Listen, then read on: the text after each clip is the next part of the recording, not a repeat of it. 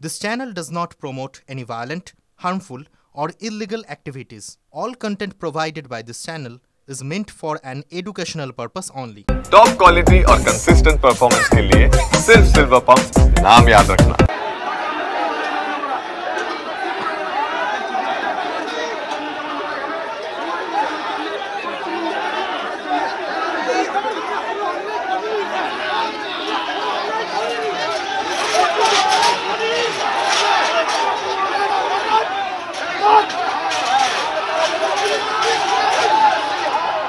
একেবারে দেখো সরাসরি ছবিটা দেখো কসবা ডিআই অফিসের সামনে পুলিশের তরফ থেকে যে ব্যারিকেড করা হয়েছিল সেই ব্যারিকেড কার্যত চাকরিহারা যারা শিক্ষক তারা ভেঙে দিচ্ছেন এবং সেই ব্যারিকেডের সামনে পুলিশের একটা স্তর ছিল, পুলিশের সঙ্গে ধস্তাধস্তির পর এই মুহূর্তে দেখো ব্যারিকেড ভেঙে দেওয়ার প্রক্রিয়া চলছে এবং ব্যারিকেডের পরে ডিআই অফিসের যে মেন গেট অর্থাৎ লোহার গেট সেই গেটে তালাবন্ধ আগে থেকেই পুলিশ করে রেখেছে।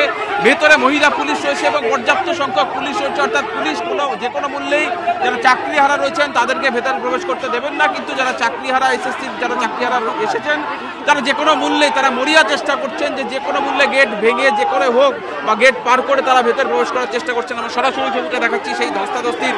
দেখতে পাচ্ছ যে ব্যারিকেড টপকে যাওয়ার চেষ্টা করা হচ্ছে, পুলিশের তরফ থেকে আটকানোর চেষ্টা চলছে, ভেতরে পুলিশ রয়েছে। সরাসরি ছবিটা দেখো যে সে পরিস্থিতিটা কিন্তু যথেষ্ট উত্তপ্ত, ধস্তাধস্তি চলছে, পরিস্থিতি কিন্তু এই মুহূর্তে যথেষ্ট উত্তপ্ত। একদম কসবা থানার পাশেই যে কসবা ডিআই অফিস সেখানকার ছবিটা দেখাচ্ছি। দেখতে পাচ্ছ গেট টপকে ঢুকে যাচ্ছে, গেট টপকে ঢুকে যাওয়ার প্রক্রিয়া শুরু, পুলিশের তরফ থেকে ধাক্কা দেওয়া হলো, পুলিশের তরফ থেকে ধাক্কা দিয়ে যারা চাকরিহারা রয়েছেন তাদেরকে ভেতরে ঢুকতে দেওয়া হলো না, আটকানো হলো।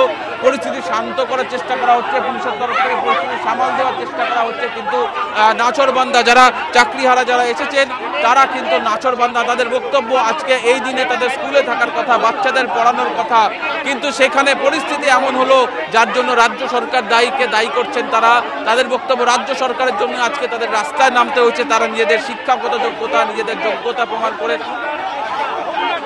একেবারে সেই ছবিটা দেখাচ্ছি, দেখতে পাচ্ছ যে একটা ভারী কিছু দিয়ে এই যে চেন রয়েছে সেই চেন ভাঙার চেষ্টা করা হচ্ছে, সেই চেন ভেঙে তারা আজকে ভেতরে প্রবেশ করবে। আমার সহকর্মী দেবব্রত সেই ছবিটা কাছ থেকে দেখাচ্ছে যে কিভাবে গেট ভাঙার চেষ্টা করা হচ্ছে, অর্থাৎ আজকে তারা কোনোভাবে কোনো বাধা মানলেন না এবং তাদেরকে আটকানোর যে চেষ্টা। সরাসরি ছবিটা দেখছো যে লোহা ইট দিয়ে তাদের এই যে গেটটা তালাবন্ধ করা হয়েছিল, কসবা ডিআই অফিসের যে গেট সেই গেট তালাবন্ধ করে রেখেছিল পুলিশ, সেই গেট ভাঙা হচ্ছে এবং পুলিশ কিন্তু কার্যত নীরব দর্শক। তার কারণ পুলিশ কোনোভাবেই এই শিক্ষকদের উপর বল প্রয়োগ করতে চায় না, বল প্রয়োগ করবে না। দেখতে পাচ্ছ যে ভেতর থেকে যারা প্রবেশ করেছেন তারা গেটের তালা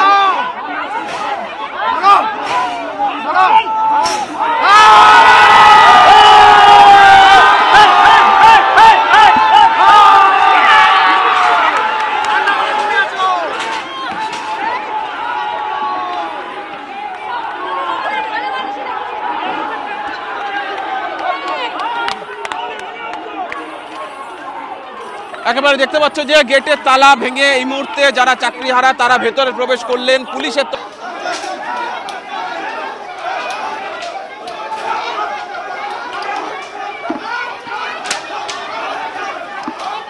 এই মুহূর্তে লাঠিচার্জ,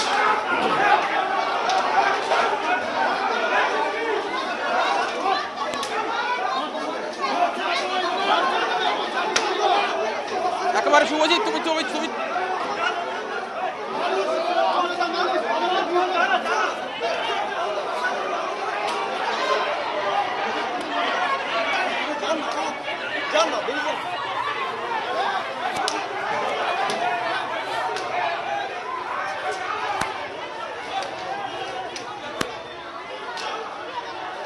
করা হলো দীর্ঘ সময়, তারা কিন্তু পরিস্থিতি শান্ত করার চেষ্টা করলেন, তারপর লাঠিচার্জ করা হলো। দেখতে পাচ্ছ যে লাঠির আঘাতে তিনি কাতর হয়ে বসে পড়েছেন।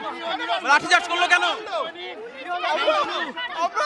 আমরা প্রতিবাদ এখান থেকে সরবই না। পুলিশ যতই আমাদের সঙ্গে এটা লাঠিচার্জ করেছে, দেখুন আবার কি করেছে দেখুন। আপনার অপরাধ কি? আমরা যোগ্য হয়ে আমরা এসএসসিকে অযোগ্যদের লিস্ট আলাদা করার জন্য আমরা এই আন্দোলন করছি। আমাদের অপরাধ এইটুকুই, আমরা যোগ্য, আমাদের অপরাধ হচ্ছে এইটুকুই।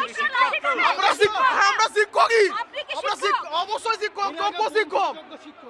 আবার এই কসবা ডিআই অফিসের তার গেট মেন গেট, সেই মেন গেট বন্ধ করার চেষ্টা করা হচ্ছে পুলিশের তরফ থেকে। আমরা সরাসরি সেই ছবিটা দেখাচ্ছি, যে দেখতে পাচ্ছ পুলিশ বল প্রয়োগ করছে। এবার পুলিশের হাতে লাঠি রয়েছে, মহিলা পুলিশ তাদের হাতে লাঠি রয়েছে।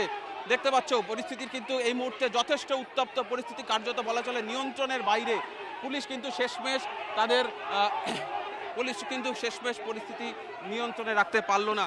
দেখতে পাচ্ছ সরাসরি সেই ছবিটা একদম ডিএ অফিসের বাইরে। প্রত্যেক পুলিশ কর্মী প্রথম থেকেই কিন্তু তারা শান্ত করার চেষ্টা করেন, বোঝানোর চেষ্টা করেন যারা আন্দোলনকারী রয়েছেন, এবং তারা যখন অবস্থানে বসে পড়েন সেই সময় এক পুলিশ কর্মীর সঙ্গে বচসা শুরু হয় এবং তারপরেই কিন্তু এই পরিস্থিতি তৈরি হয়। ফলে এই ছবিটাই বলে দিচ্ছে যে রাজ্যের অন্যান্য জায়গায় যেভাবে যে পরিস্থিতি তৈরি হয়েছে, কলকাতা তার আমার সহকর্মী দেবব্রত থেকে ডান দিকের ছবিটা দেখাতে বলবো, যে আরও একজন যিনি ভেতরে লুকিয়েছিলেন তাকে পুলিশ ধরে নিয়ে আসছে, অর্থাৎ কেউ যাতে ডিআই অফিসের ভেতরে প্রবেশ করতে না পারে সেই চেষ্টা করা হচ্ছে।